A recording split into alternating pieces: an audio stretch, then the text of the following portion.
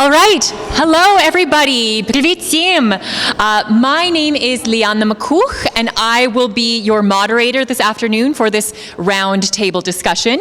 We don't have a round table. It's more like a lineup discussion, but I assure you it will be a fruitful conversation nonetheless. Thank you so much for joining us for this event. This afternoon's event is a joint venture between Punctuate Theatre, the company which has produced the play First Métis Man of Odessa, which some of you saw this afternoon, as well as the Indigenous Ukrainian Relationship Initiative. And just for your information, this event is being recorded.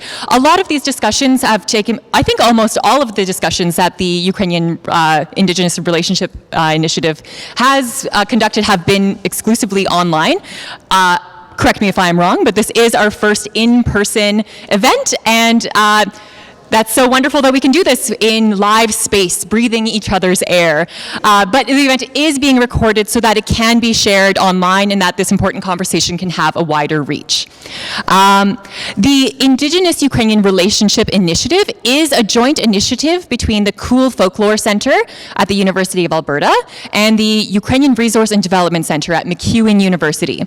Their main goal is to advance knowledge about, explore, and reflect on our Ukrainian-Canadian history and our shared Indigenous Ukrainian pasts in order to build a better future together for the well-being of all. To learn more about this initiative, please visit their website at storiesoftheselands.ca. The urgency to explore the history of Indigenous Ukrainian relations, past and present, good or bad, has been recognized by many, and we are honored that you all chose to be here today with us to be a part of this conversation. So thank you so much. Woo.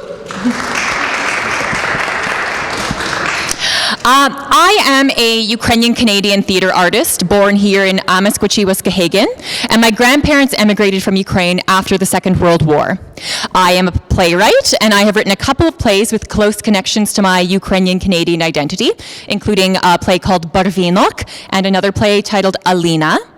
I am also the director of the play First Métis Man of Odessa, which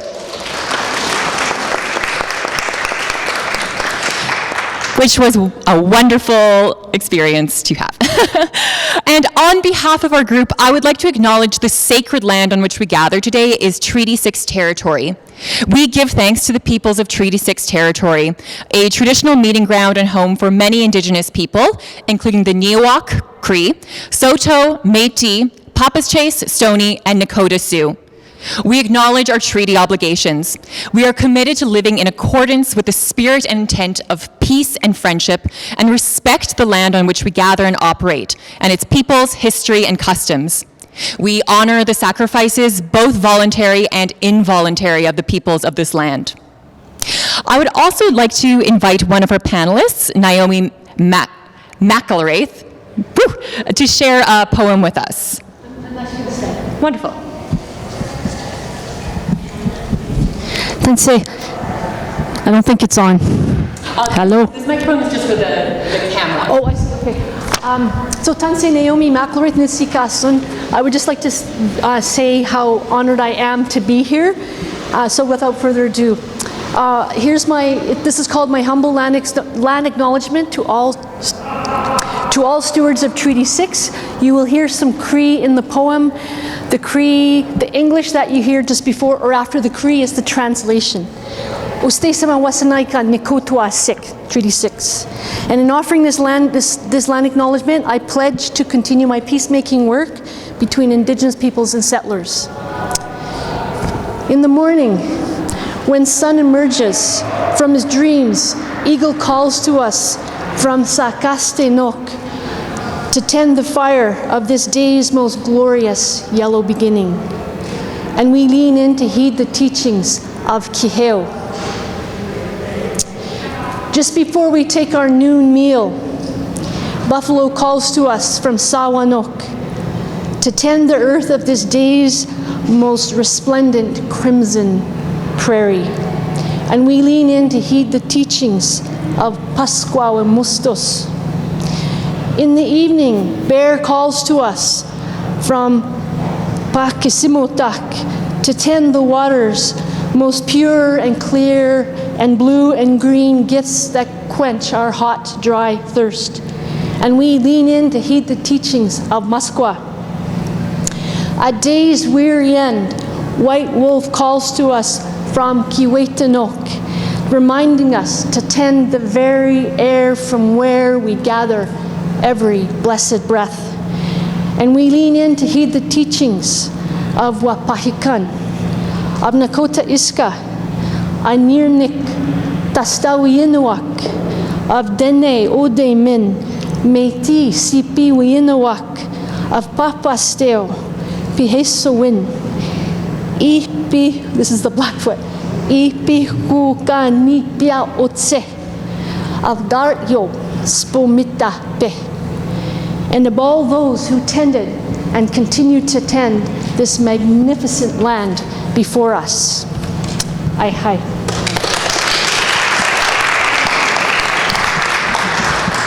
Thank you so much. So this afternoon, I'll just introduce all of our speakers, and we will keep this to about an hour, and I'll start with a few questions to discuss, and then I'll open it up to questions from the audience, and we'll wrap up around 4:15, 4:20, and get you home for your Sunday evening. So now I'd like to introduce our wonderful round table participants. This is Matthew Mackenzie. And Matthew Mackenzie is the co-playwright and performer in First Métis Man of Odessa. Matthew Mackenzie is a citizen of the Métis Nation of Alberta, artistic director of Punctuate Theatre. Matthew is also the founder and an artistic associate with Pyretic Productions, a founding member of the Pemmican Collective, as well as Canadian liaison of the Liberian Dance Troupe. Matt's plays include Bears, After the Fire, and The Particulars. Sure.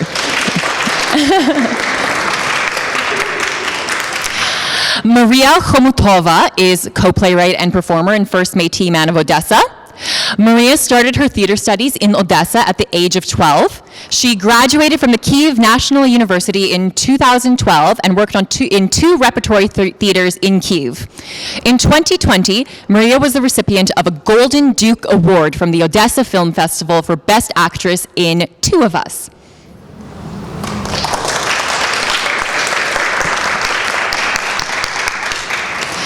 Mirna Kostash is acclaimed writer of literary and creative nonfiction. Mirna is an acclaimed writer for literary and creative nonfiction who makes her home in Edmonton. She's inspired in her work by her childhood in the Ukrainian Canadian community of Edmonton, her rites of passage through the 60s in the US, Canada, and Europe, and by her discovery of the new journalism and feminism in the 1970s, by her rediscovery of her Western Canadian roots in the 1980s, and most recently, by her return to her spiritual sources in Byzantium and the Eastern Christian Orthodox Church.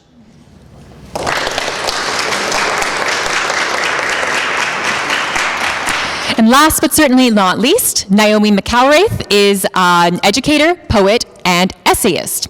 A Métis woman born and raised in Edmonton with roots going all the way back to Red River, Manitoba and beyond, Naomi is a peace educator, a thinker, a poet, a writer, and a quiet revolutionary. Naomi is a member of the Métis Nation of Alberta and honors her parents' legacy in her work in the new Indigenous peoples experience at Fort Edmonton Park.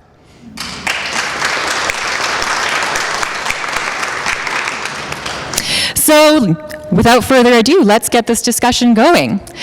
So, we're all here as creative people that are entering into our work from different points of view, different ways of being a creator, an artist. But what does connect us is our connection to our cultures and our community here. So my first question is, what were the initial impulses that inspired you to start the work you do, and how does that work connect to the community that you identify with? And perhaps let's start with Matthew. Well, here, so we should try to talk into both mics? Yeah, I think if anyone has any issues Great. here, then Yeah, all right. So, I'm a playwright, and I grew up here in Edmonton, and my work, starting about 8 years ago, has really been an incredible vehicle for me to be exploring and connecting with my family's history and the stories that my grandpa Vern Wishart, who Naomi knew apparently, shared with my family. And he passed away a number of years ago, but I feel that the work that I'm doing, sometimes overtly, sometimes not overtly, is very much honoring his legacy, because that was his later life's passion, and my Aunt Shirley's later life's passion to very much tell the stories of our family on this land, and to, a lot of stuff which had been hidden from them when they were younger. So that's been an incredible thing to continue. And so that's in short, that's what I'm working on. Thank you. And Maria? I was born in Odessa, and I was doing theater since my teenage years. And it's always a hard question to answer, why a teenager decides to be an actor, why a teenager decides to go to theater studio, dedicate life to the theater. It's a pretty weird choice, but usually weirdos go into theater. And I studied both languages at my school. It was Russian and Ukrainian languages.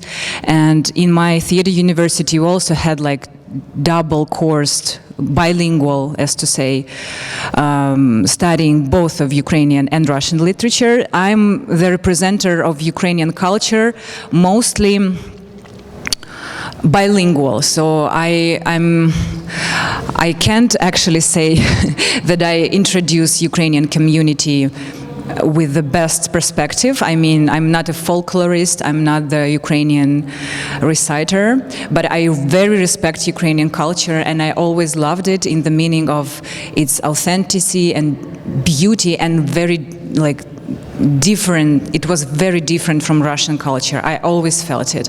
So for me it was interesting to see differences between those. Even theater practice in Ukrainian theater and Russian theater is very different. And the methods how Ukrainians approach acting is different from Russian. And I was just trying to investigate both cultures. And now I try to be involved more in Ukrainian because Russian was bigger in my life. And now I tend to explore more Ukrainian. I think that's my way of development now. Thank you. Speak into both of these? Yep. There's actually two beginnings to this story. I didn't know they were connected until quite recently. The first beginning is when I was still working on writing All of Baba's Children, which is my first book. I bought a quarter section on Treaty 6 territory without even realizing what it was I was replicating by doing that. It was a quarter section north of Two Hills that had belonged to a failed Ukrainian farmer. He was a bachelor, no kidding. Didn't even find a well. But it became my summer retreat and cabin. And I had it for a very long time without making any connection whatsoever that it was on Treaty 6 territory, had been ceded through Treaty 6. Fast forward several decades, and in comes the North Saskatchewan River, and I really related to those journeys along the North Saskatchewan River because I was doing a book about the literature that relates, Canadian literature that has something to say about the North Saskatchewan River. I guess I should be doing this. I'm sorry about that. I did a book called Reading the River, which was my compilation of literary texts and historical texts that related to communities and sites all along the North Saskatchewan River until just past the Forks, and I couldn't go any further than that. But nevertheless, it was along that river that I visited the Fort Battleford site, and quite accidentally, almost literally stumbled on the mass grave of Cree warriors who were hanged in Canada's one mass hanging 1885, about a week or 10 days after Louis Riel had been hanged in Regina. And I stood there at that mass grave, and something it began to sink in what I was looking at. I was looking at the burial site of the last hurrah of the Northwest Resistance, and 15 years later, along would come my grandparents claiming homestead title, not far from there, and it just clicked. And that's been the rest of this journey, actually, into this particular relationship that I have with the sisters of the Indigenous and Ukrainian Relationship Building Initiative, that there were only 15 years that separated the hanging of Wandering Spirit and the claiming of homestead title by Fedor Kostashchuk. And nobody ever put those things together. It was as though those 15 years had separated us by eons of civilization, culture, and memory. And I decided right then I was going to bring those two dates back into relationship with each other. Thank you.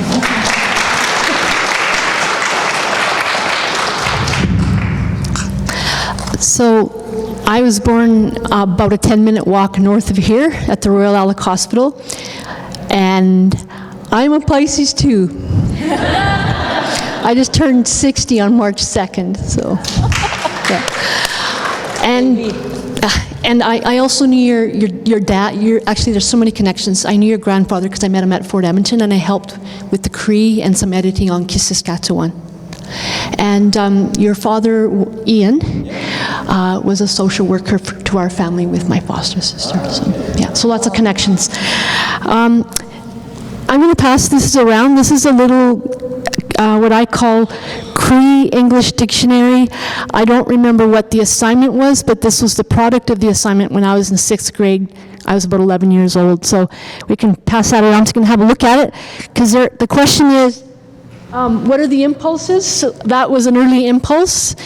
For my work, I am a Métis woman. I look just like my beautiful brown mum, with whom I live to help her stay longer in her home. We've had some very challenging healthcare experiences recently. So what else do I want to say here? If I may, this takes 3.5 minutes. I timed myself. It's an impulse for me to write poetry. And somebody asked me, a local Papas Chase leader asked me some years ago, where are you from? Tante Utsikia, where are you from?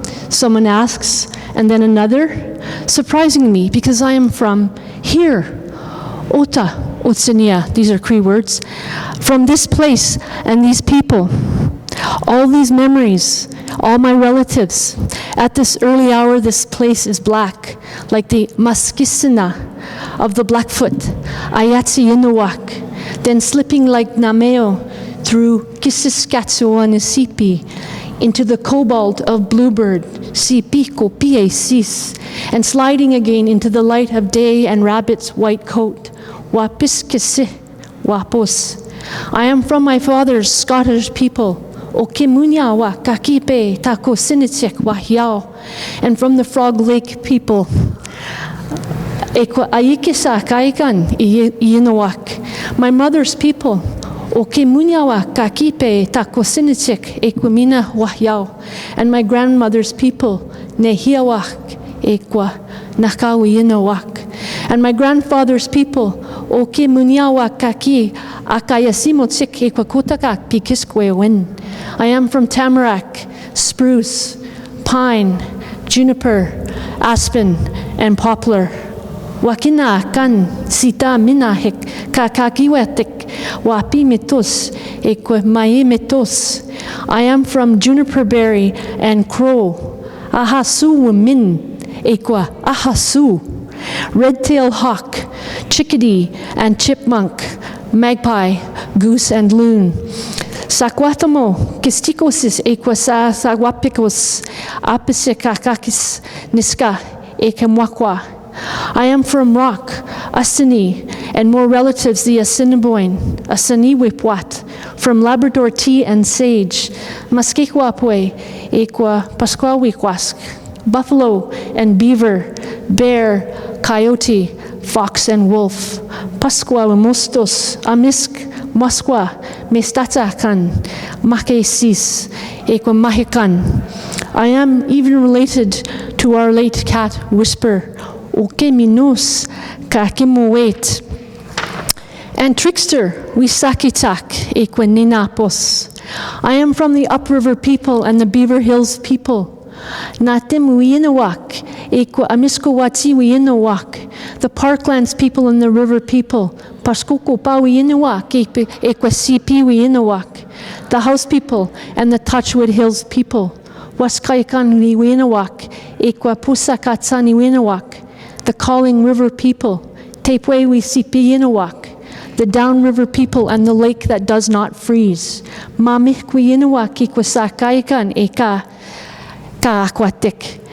relatives, my people, my memories, they are not mine. I am from them. I am from this place near the Pahpas Chase Iyenowak. I am a visitor and I'm a dweller in this place. Ekiokeo ekwe ewike anota. With all my relatives, may I live in peace. Asichekakyao, ni wakomakanak, kawiyo wichahete takowak.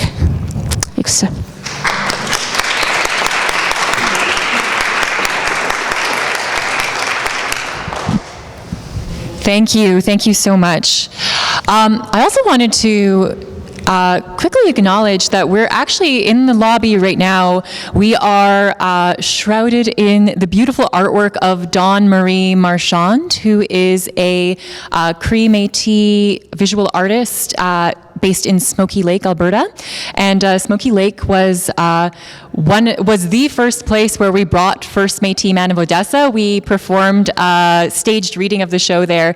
And for those that don't know, Smoky Lake, Alberta is a small community about an hour and a half-ish outside of Edmonton, and it has a large Ukrainian and Indigenous population, and it was a very special experience. And so, and actually the artworks that are behind us were created special for our production of First Métis Man of Odessa. The two on the side in the green frames are Dawn Marie created some of the imagery that is on the set of First Métis Man of Odessa. And we wanted to engage Dawn Marie because of we had discussions about the similarities between a lot of Ukrainian and Métis imagery and themes and motifs that are very popular. And that was really inspiring. And so this artwork in the middle is an original beaded piece commissioned special for our production, which features the 5-point flower, Métis flower, as well as the trezub, which is the Ukrainian coat of arms, trident, which spells out, for those that don't know, it actually spells out V-O-L-A, which means liberty. So very important in Ukrainian culture. And the person who beaded this for us, it was a Ukrainian Métis artist. So we just came, she told us that after we had already commissioned her, so it was a very special experience. So yes, I just wanted to acknowledge that, so you can take that in as you are observing, unless you're watching on the video, then you can't see. So my next question is, do you feel like stories and storytelling have the potential for impact within the community? What do you want that impact to be? And related to that, who do you think that your stories are for? You want to start, or maybe we should start with, let's start down the line. We'll start with Naomi this time. Thanks. Eha, yes. An emphatic, strong yes. I think stories, stories and storytelling have great positive impacts for the people and thus the community. And those positive impacts are hope, healing, peace, forgiveness, conversation, curiosity, friendship, and so much more. We have this verb in Nihiawewin. Nihiawewin is Plains Cree. I wrote it out, I hope you can see it. There's two verbs there. The first says kiskeyim, K-I-S-K-E-Y-I-M. It's unconjugated. It means to know someone. The second verb is kisteyim, K-I-S-T-E-Y-I-M. It means to respect someone. If that's not profound, I don't know what is, because it's like those two verbs are metaphors for each other. The first thing we do to combat racism is to get to know each other. And I can't respect you until I know you.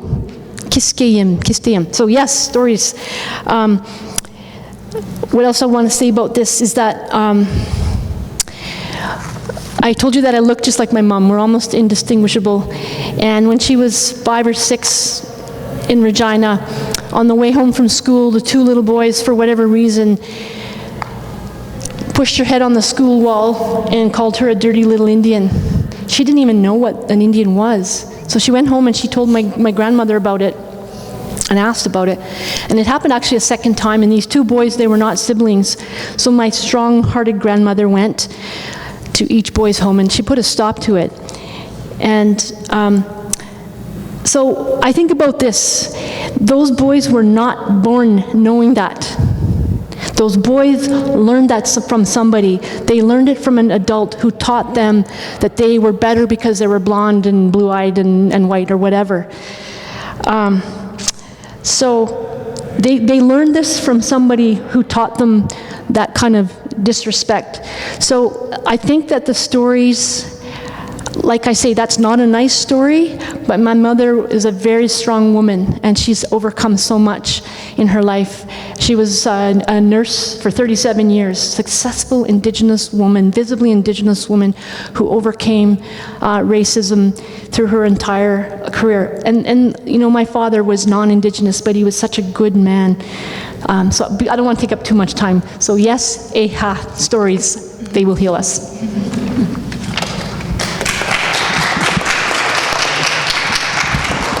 Well, I have to say that as a prose writer, I'm in awe of theater. I've tried to write plays myself. I had some success with one, and then I gave up on the second one because it actually had to do with Wandering Spirit and Eliza McLean, and I would just refer you to the history of the Frog Lake incident to make that connection, but I failed to render that into a piece of theater because as a prose writer and as a nonfiction writer, I always wanted to sort of step in there and just speak for myself instead of creating these characters through whom that would have to be told, those stories would have to be told. Anyway, I'm back to writing my literary nonfiction, but I started as a new journalist, and so the stories that were interesting to a new journalist were other people's stories, not my own. And the stories came from people who I was interested in, curious about, and then I would filter those stories through my own vocabulary, my own point of view. But I took a long time to incorporate my own stories in relationship to what I was hearing. And I would say that the book, my most recent book, plug here, Ghosts in a Photograph, a Chronicle, bring those things together. To sum up what I actually feel goes on, and as I say in my creative nonfiction workshops, is that the story begins with astonishment in the world. Your story begins with astonishment about something in the world, and then you ask yourself, why am I astonished? Why is it having this effect on me?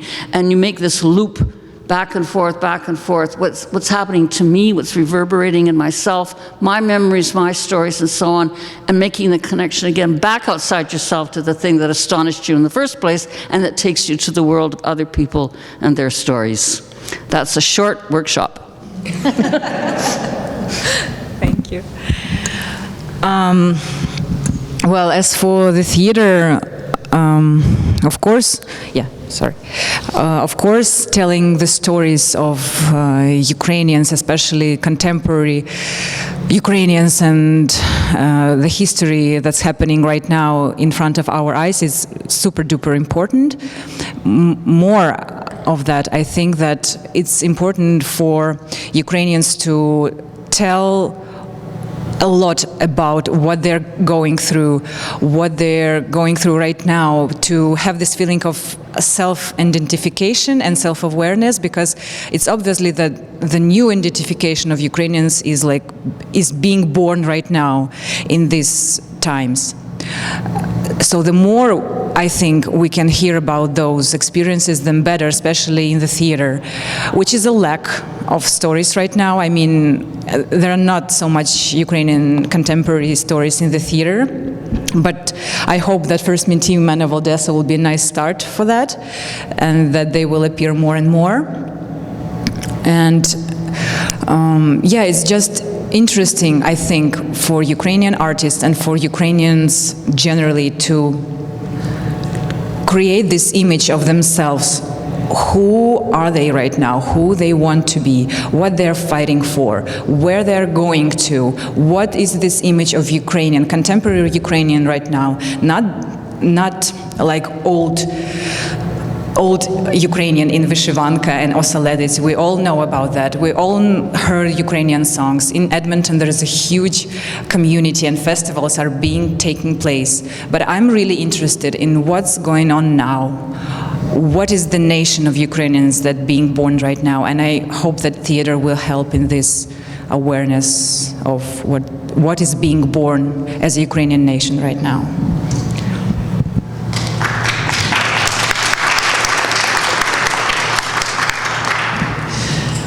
Yeah, I think that they can have great impact, and I talked about it in the play. I think that I was struck by how Ukrainian language theater, when I was in Ukraine before the war, seemed kind of lesser than the Russian theater, and I heard a stat that when Russia invaded, most of the theaters, I think 99%, this playwright said, were producing Russian language theater.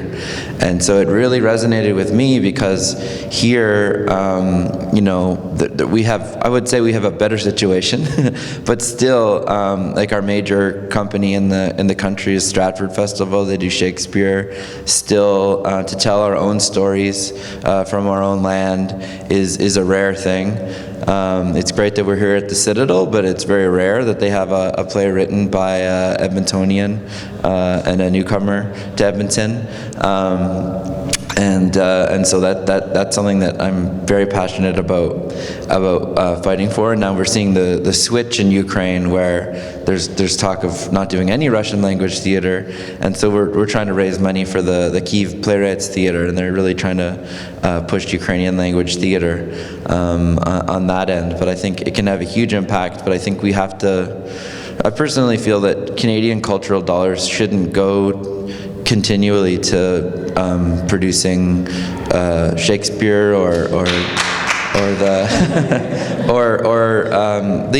the classics, I guess you could say, Chekhov and whatnot, because so much of this, if it's so good, it shouldn't need to be subsidized. And the work that needs to be supported is the work where we're not hearing the stories from Ukrainian Canadians, from Indigenous Canadians. That's what I'm passionate about, because it's still not happening. And so with shows like this that we're touring around the country, it's very heartening, but we're still in the smallest theaters and fighting for every little dollar that we get, whereas millions of dollars are going toward reproducing Shakespeare or Chekhov in Toronto. There's been this big Chekhov resurgence in the middle of a genocide in Toronto, which is just inexplicable. So we're very passionate about touring the show around the country right now. Mm-hmm.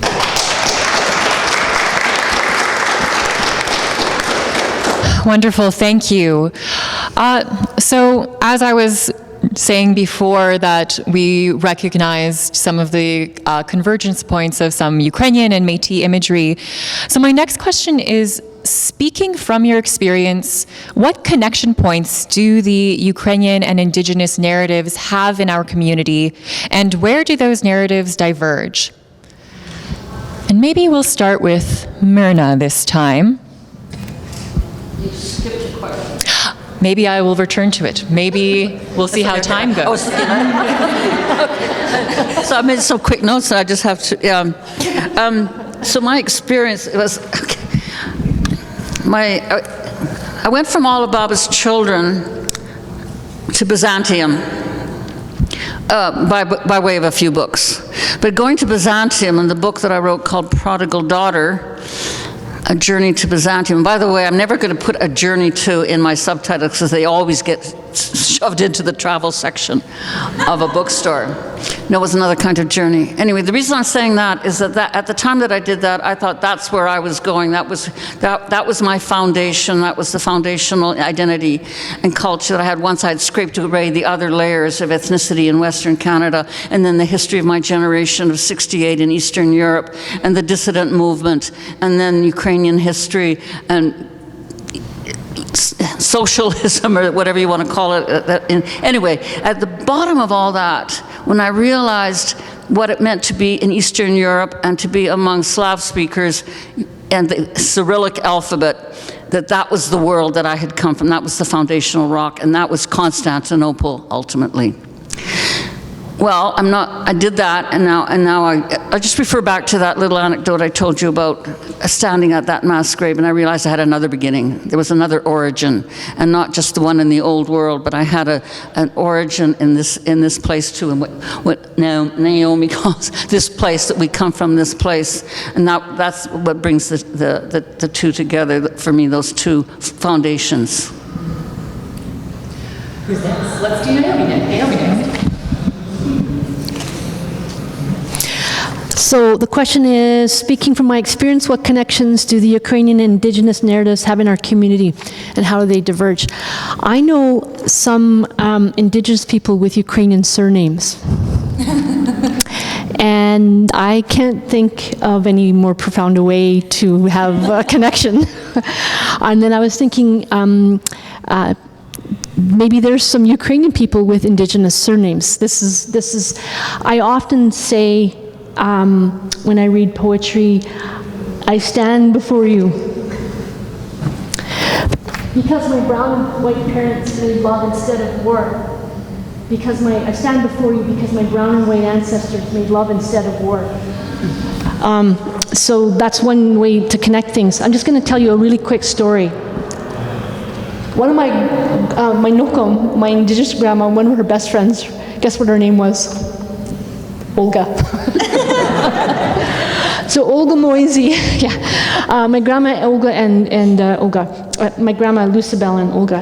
So when we were little, my sister had a terrible bad boil on her back. Like this thing was terrible. And my sister was about maybe 7 or 8, and I was 18 months older than that. And so my mom took my sister Charlene to the doctor, and he prescribed an antibiotic. Took the whole run. My mom's a nurse, you take every darn pill. Took everything. And the boil didn't go away. So my mom took back to the doctor. My mom took my sister, and he got out the scalpel and he lanced this thing, and the poison came out and it came back. Well, Olga Moisey had a farm up at just north of the city, and so my grandma and Olga put their heads together on this matter, and there was this weed. I don't know, 5 or 6 weeks from now, just walk all over the city of Edmonton, and in the cracks of the sidewalks, everywhere, you will see what they called coltsfoot leaf. Coltsfoot leaf. So they picked this coltsfoot leaf, and they boiled it and cleaned it up and made it into a poultice and put that on my sister's boil, and the boil was gone for good. Yeah. So I just think that's a wonderful story of Ukrainian and Indigenous people working together. And then just where the stories diverge, or where the narratives diverge, I just wrote in the great marble walls of the legislature, the great glass and steel buildings of colonial society. That's what I wrote, so.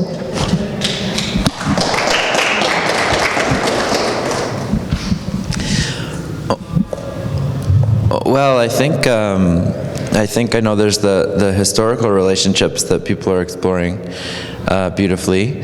And I think one thing that on a contemporary level that I found quite fascinating that we've talked about and we've been actively engaged with is the fact that there's a lot of Indigenous folks who look like me who are reclaiming their blood, because that was attempted to be stamped out because of racism. It was not in vogue to identify as Indigenous, and it's very interesting to me to see the like Maria and folks that we know in Ukraine, actors, cultural folks who are really passionately engaging with Ukrainian culture now and rejecting how they were taught that this was inferior or lesser. And so that journey right now is a really interesting one to me. The kind of contemporary push to claim who we are. Anything to add? Yeah. Well, the amazing ability to live in like rough conditions and in like tough conditions of history. I mean, Indigenous and Ukrainians were amazing in their ability to keep their identity, to keep their uniqueness, quite different from imperialistic views, and the ability to be resilient and strong. And although it's like a smaller nation, right? It's like a smaller community comparing to imperialistic countries, but still they are managed to survive, and that's what's most amazing for me. Ability to adapt, ability to keep themselves together, and that's amazing. And again, as we said, Indigenous art and Ukrainian art has many coincidences as well, like in their ornaments and in their colors. It looks very identical. It was amazing for me to know.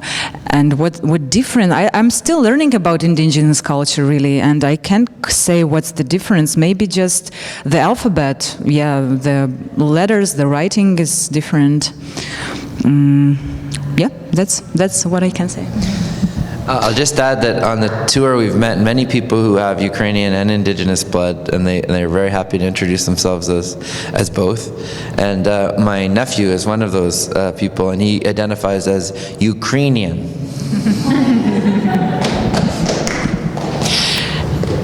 Yeah, I know I'm not one of the panelists, but I'll just want to say something about that too, is that I'm working on a play, another Ukrainian Métis play, but this one is a Theatre for Young Audiences play. It's called Kukum's Babushka, a magical Métis Ukrainian tale, and it's adapted from the book by Marian Mutala, who's a Saskatchewan-based author. And so I've been working with one of my, oh wow, you actually have it. Yeah, and so I've adapted that into a Theatre for Young Audiences play, and it's been a really interesting exercise adapting that and working with another playwright who's a very good friend of mine.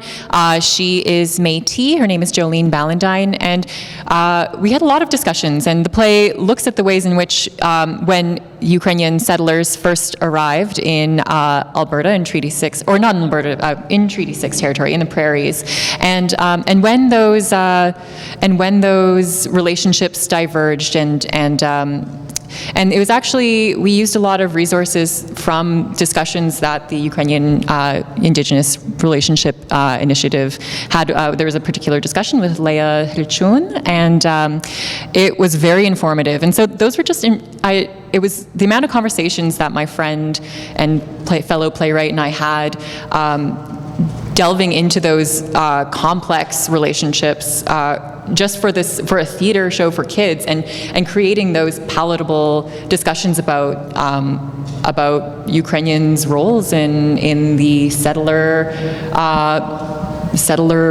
world, and it was so it was an interesting thing to unpack, and how to do that for children. So I have one more question. Well, I have a few more questions actually, but this question is for Maria specifically, and anyone else is welcome to comment on it as well. But Maria, what do you think, as a Ukrainian new to Canada, that you or other newcomers need to learn about Indigenous histories in what we now call Canada? And whether and how Ukrainians are living through now fighting for their freedom and sovereignty may help them better understand the Indigenous fight for decolonization. So yeah, I'm just interested in your perspective on this as a newcomer to Canada, and then again, if anyone else would like to comment on it as well, you are welcome to as well. Well, I'll start from simple example. I am in a group chat with Ukrainian film industry community, and there was a guy who is a director, and he wanted to apply for film school in Toronto, and there was a special field for applicants, which was a question if you are Indigenous or not, which means that like Indigenous people are showed some preference. And this guy was very like irritated by that.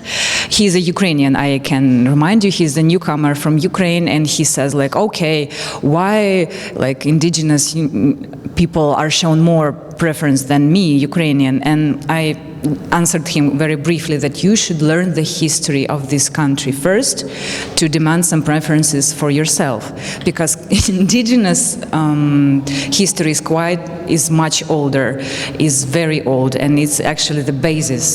That's what I could answer him by now, meaning that the people who live here, including myself, including him, in a big awe, in a big debt to those who established this country. And thank you. And what I also understand by living in Canada is that the declaration of respect of human rights, it's not just a declaration. There are lots of things that are done for Indigenous communities, for LGBTO communities, for all those. Not like, I mean, other communities and white people are not damaged by that. It's all equal, as I feel.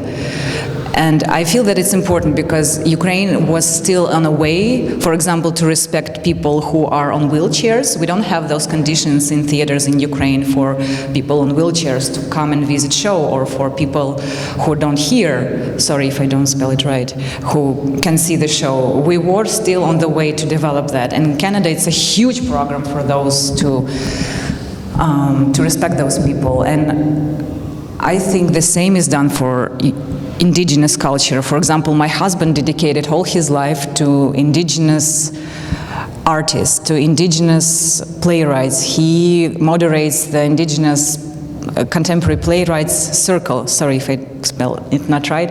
I mean, that's really important, and that's what is done in Canada right now. And it's not just a declaration, that's what I feel.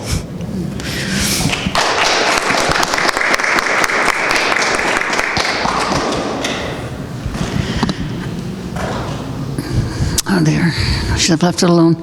I'm an oblate of the Order of St. Benedict. I'm not a Catholic, I'm Orthodox, but you just have to be a baptized Christian to be an oblate, which is a layperson's affiliation with a monastic order. In my case, it's with a group in Saskatchewan near Munster. The reason I bring this up is that when you become an oblate of the Order of St. Benedict, you are given the Rule of Benedict to read as part of your initiation, as it were. It's a 6th century document inspired very much by early monastic traditions in the East, in Egypt. The point is, the very first word in the Rule of Benedict is, I think it's in Latin, it's audite, listen. Listen. And when listening to Maria and the conversation that must go back and forth now with newcomers, for us it is to listen, actually. This is what the Truth and Reconciliation Commission is about, and the stories we need to listen to, of course, are those that come from the Indigenous people in the first place. And what I worry about, actually, is that in our zeal to establish relationship and a positive, supportive, mutually respectful relationship, we make it too easy on ourselves to skip right over the racism, the violence, the ignorance of the settlers initially. Not that they were supposed to know, but the point is we should know this stuff now. Anyway, we're supposed to also be uncomfortable in hearing these stories, not just giving ourselves a pat on the back. So stories, yes, but we should be the ones to be listening in the first instance. I speak for myself anyway.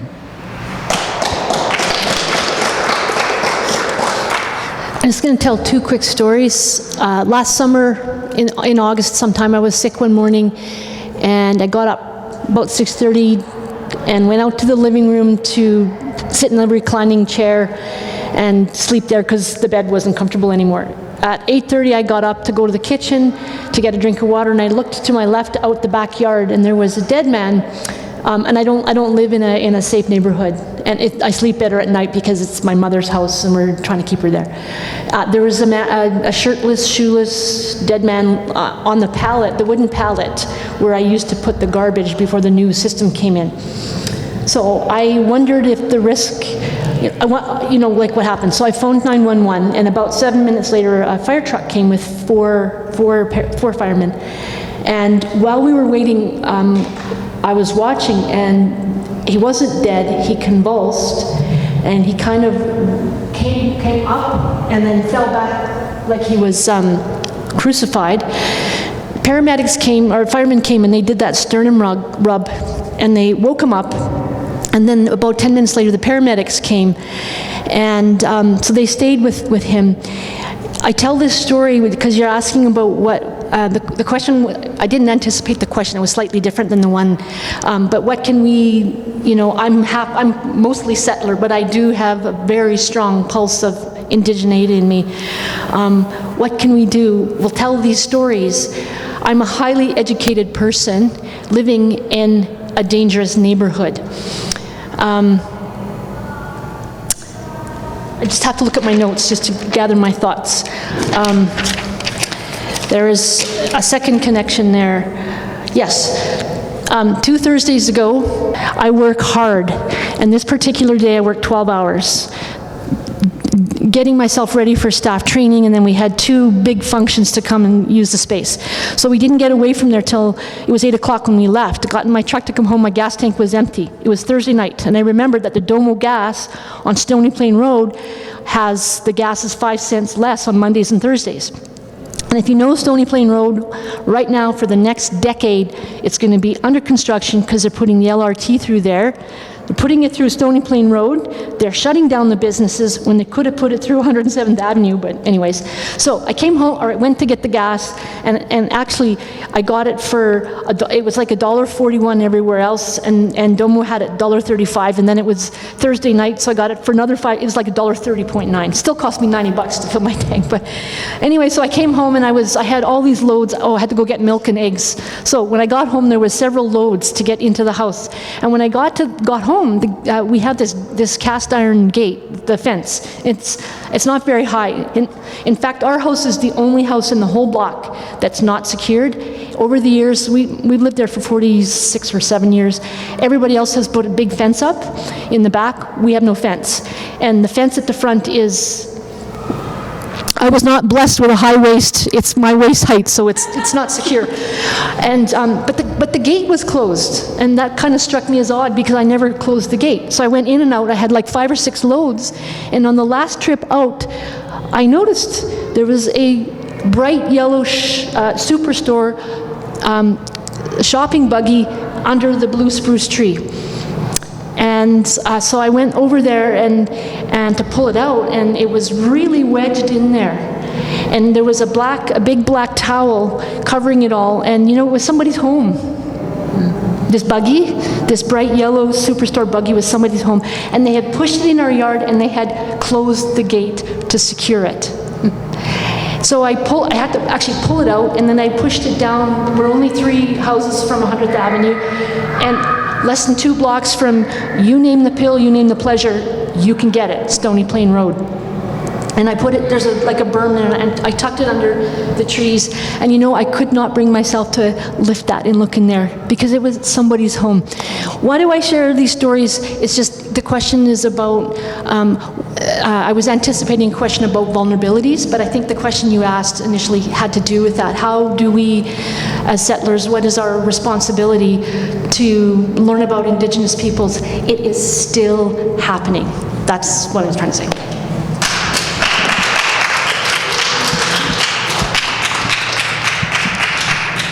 Thank you, Naomi. Yeah, and I did actually still want to ask this question before I move to any audience questions about, but thank you for addressing that now too. And it's related to the previous question, but a little bit distinct, that both the cultures that we're discussing today, the cultural demographics that we're discussing are connected to, especially now, vulnerable communities that have or continue to experience hardships? And how do you navigate these vulnerabilities in your work and artistic practice? I guess in terms of raising money for Indigenous artists, we're really keen to not make it sound like it's charity. Supporting Indigenous culture is not an extension of social services. Those are very, very important things, and that's a constant dialogue with the funders. And then in terms of engaging with and learning about the Ukrainian artists who are coming over from Ukraine right now, there's incredibly talented people across the country, and we're doing our best to try to get the word out about them, because it'd be great if they could work here while they're here. And I'm not seeing a huge impetus from companies to engage with folks, but we're trying to light a fire under their feet to get them to engage in a meaningful way and not just in a tokenistic way. Yeah, I'll probably continue this answer because newcomers, I talk mostly with Ukrainian newcomers right now. They tend to be in Ukrainian community mostly and be close in that community and produce everything just for the community, which is wrong. I think it's a wrong way of cooperating and for doing theater or any kind of artistic stuff. But it's also a double way. It's important from Canadian employers to involve them more in their business and not be okay, Ukrainians, you should be in a herd together, just somewhere there. No, it's important to be open for them and for Ukrainians also to try to be brave enough to try to communicate with Canadians more, and that's why they have to know English. That's also a problem actually for newcomers who come from Ukraine. They mostly don't know English, and that's a big problem. So that's a vulnerable part of that. And then also, I might say, vulnerable part of being a victim, not victimize ourselves so much and not position ourselves as victims so much, and to concentrate more on the future and what kind of future and what kind of image again they want to build. That's an important thing, I guess. I had to think quite a bit about in answer to this question about vulnerability, and I cast myself back to when I was in my 20s, and I felt vulnerable, I suppose, as a woman, because we were in the rage of the women's liberation movement then, anyway, I don't have to rehearse that history. But the next vulnerability that I felt, in retrospect, it makes me smile a bit, but was the vulnerability of the ethnic that came to the fore through multiculturalism, and those of us who were on the left felt it differently about it, I think, than mainstream multicultural proponents, and that was that we understood that, at least historically and into the present time, for a certain population, we were very vulnerable economically in terms of our class position.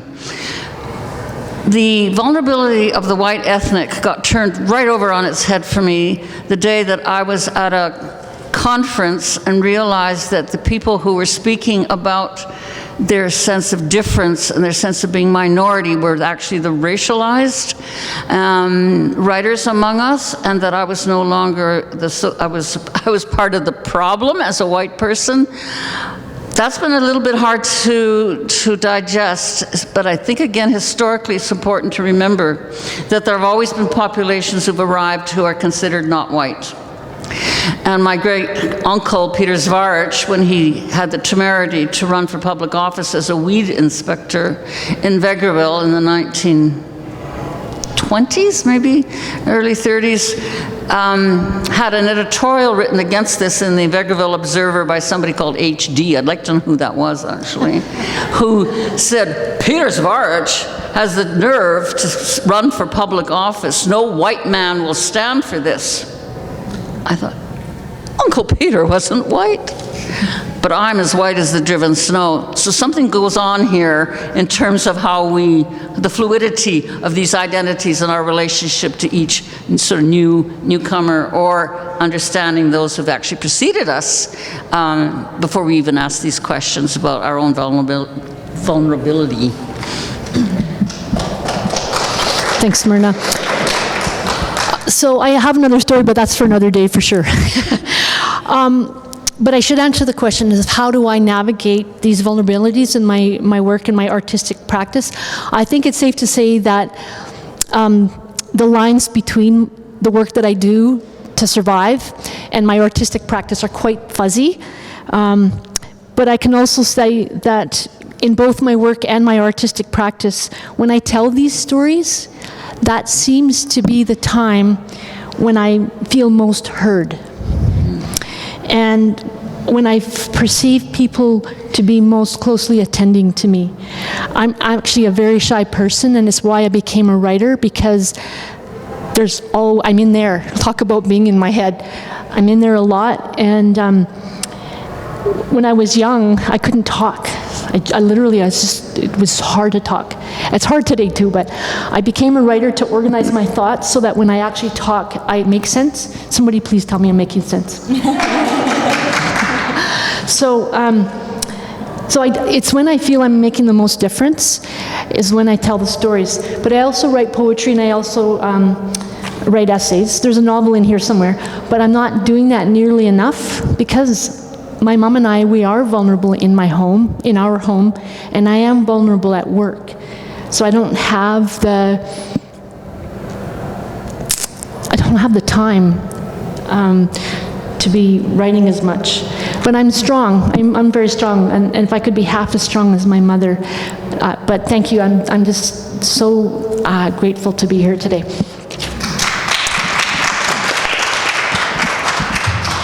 I'd like to now open it up to the audience if there are any questions. Yes. Something has happened. Okay. Great. Hi, thank you so much for the wonderful performance. I want to ask a little bit more about vulnerability.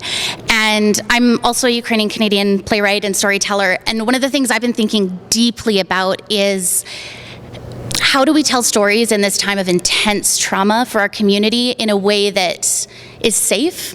And so what I have discovered for myself is that means that I have moved to telling my own story, because that's a story that I have control over, and I'm not putting anyone else's emotional vulnerabilities at risk.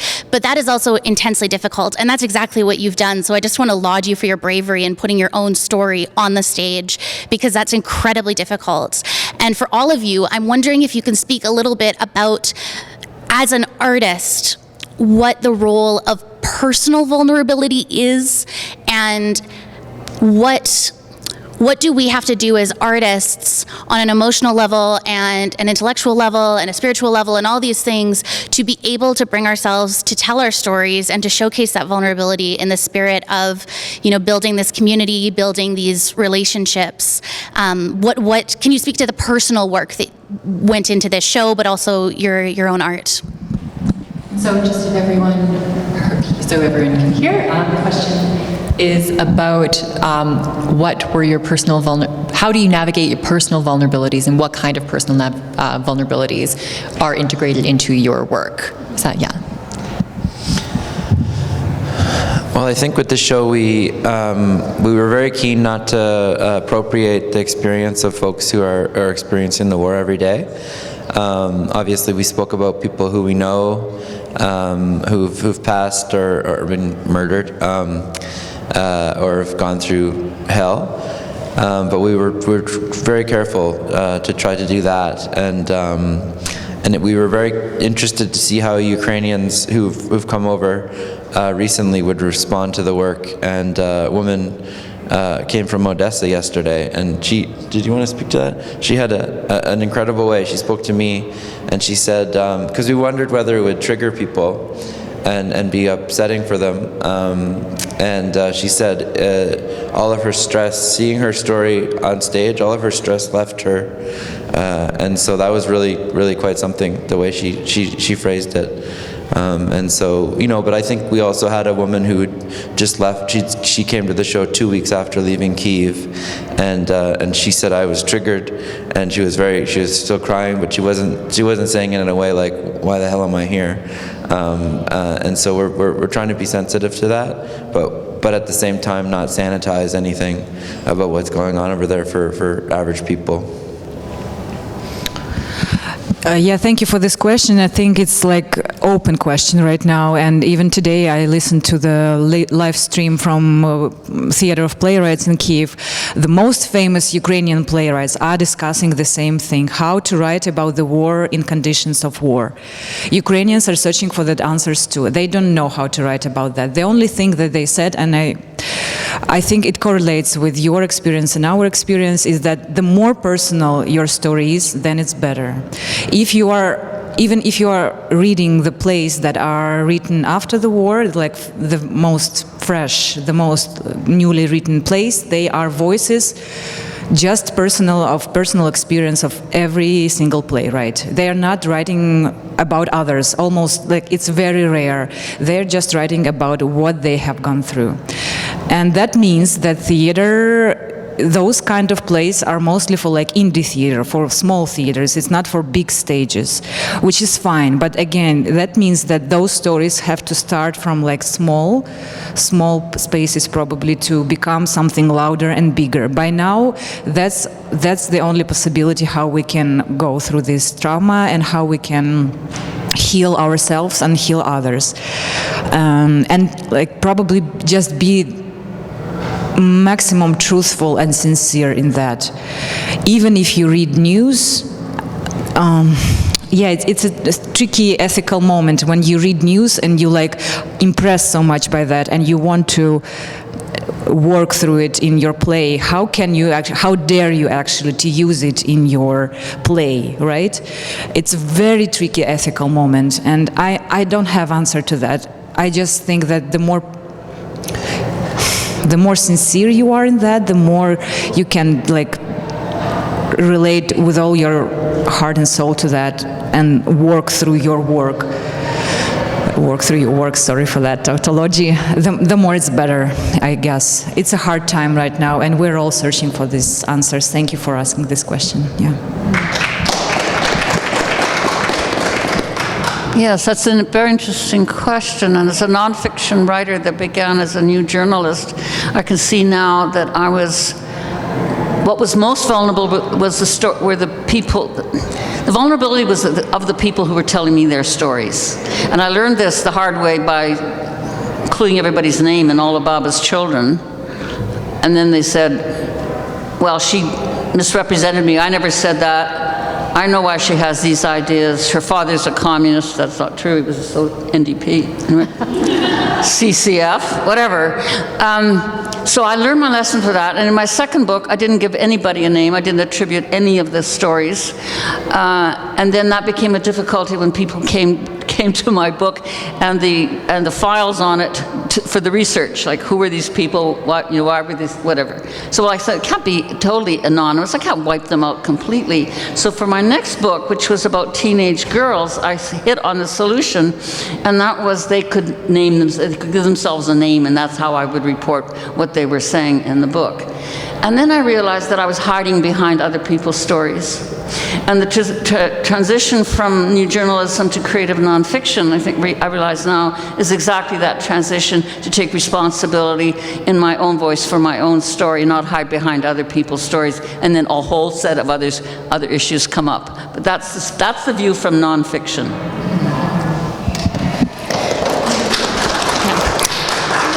Actually, what everyone has said really resonates me. Where I work in the new Indigenous people's experience, you have to have an Indigenous inheritance to work there, because let us tell our own stories. And I can assure you, every time I walk into that building, I honestly wrestle with my white privilege. It's really tough. Storytelling, like you said, Maria, Maria, yeah. He called you something else, I did not call you that right there. There is, where I work, it's a long pavilion. We have the Arrivals Indigenous Knowledge Corridor, the Treaty Wall, the Métis Cabin. It ends in the meeting place, a big round room, and there's a 5-minute film about the history of residential schools, and it ends on a triumphant note. We tell our staff, you are not expected. It is not a requirement to tell your story if it's too hard for you to tell. And that's okay. But we have a new person this year, and it's hard for her, so she's going to watch the rest of them, and maybe by the end of the summer she'll be able to tell the story. 2 summers ago, my friend who is non-Indigenous brought her Indigenous friend who's a teacher. Everyone will remain unnamed, and that teacher's mother came. The mother could not go into the meeting place to see the film because she was a residential school survivor. A week or so later, my friend told me that that woman ran away from residential school 4 times. This isn't my story, but it is kind of my story. But just every time she ran away 4 times, and they caught her 4 times and pulled a tooth every time. So she just couldn't bring herself to go into that space. But when our staff, most of them are women. We have one young man. They're strong, they're vulnerable, they're the children or grandchildren of residential school survivors. And the first summer that we opened, they had the music, it's multimedia, the music was on full blast, and we tried to tell, it's too loud. One of my staff measured it on her phone, 85 decibels. We had a case, we turned the music down. But we had the sense that the powers that be wanted, that they didn't need us there. Just turn the lights on, let the people interact with the multimedia show. But it's the stories, us standing in the space with our heart beating and our hands sweating. It's us telling our stories that really resonate with the visitors. No kidding. I would like to continue a little bit more just about the forms that those stories can be created now, because your answer made me think about the wild field of directors, the contemporary directors who are working with contemporary plays. Their field of work is enormous. I mean, they can be whatever they want to be. The experiments are now so, I think, and searching are so important, because the language that theater used before with all kind of plays is not working anymore. And so this cooperation between contemporary directors and playwright is essential. I think they should work together, searching for this new language of the play, all together with the staging of the play. Yeah, I think it's just with pluses of this situation. I think the liberty of forgetting all your ideals and your old methods that you worked with. Now we have this liberty of searching of new language in theater. That's, I think, one of the pluses of this time.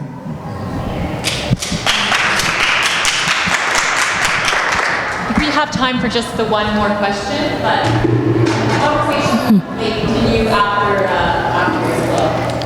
Tanse Shailene Jobin Nitsigasun. So hello, my name is Shailene Jobin. I'm Cree on my mother's side, the Watney family, and Métis on my father's side. And I just wanted to thank you so much for bringing this work to us. It really spoke to my heart. And I think one of the things we learn from Indigenous learning, I'm a professor in Native Studies, is that the beauty of art and something like what you've done, it transposes from head knowledge to heart knowledge. And I listen to the news, I hear these things, but what you did today really spoke to my heart. And so that changes behavior. And so, what really struck me in the play was how you really struggled whether to do this, and I just wanted to thank you for choosing to do this. And it changed one person, and I'm sure it's changed a lot. So thank you.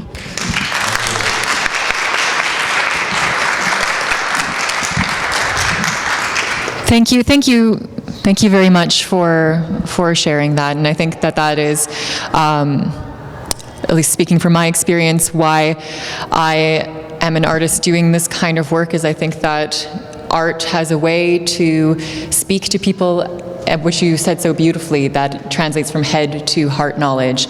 And especially in times that we're in, it creates an empathetic experience that you don't have to be Ukrainian, you don't have to be Métis to understand. You just have to be human to connect to and understand. So thank you very much. Did anybody else want to comment on that comment? No, just thank you so much for sharing that, because that's a question we have and we continue to ask. So I really appreciate you sharing your thoughts. Yeah. Well, that is all the time we have today, but like I said, the conversation can continue in an informal way or just in your heads and in your hearts. And thank you again for being here with us this afternoon and for taking the time for those who saw the show and for those who came to this specific event. Please tell your friends, and we will be sharing this conversation online as well. And Naomi, did you have some? Yes, my little Cree dictionary. Oh. All right, thank you again, everyone. And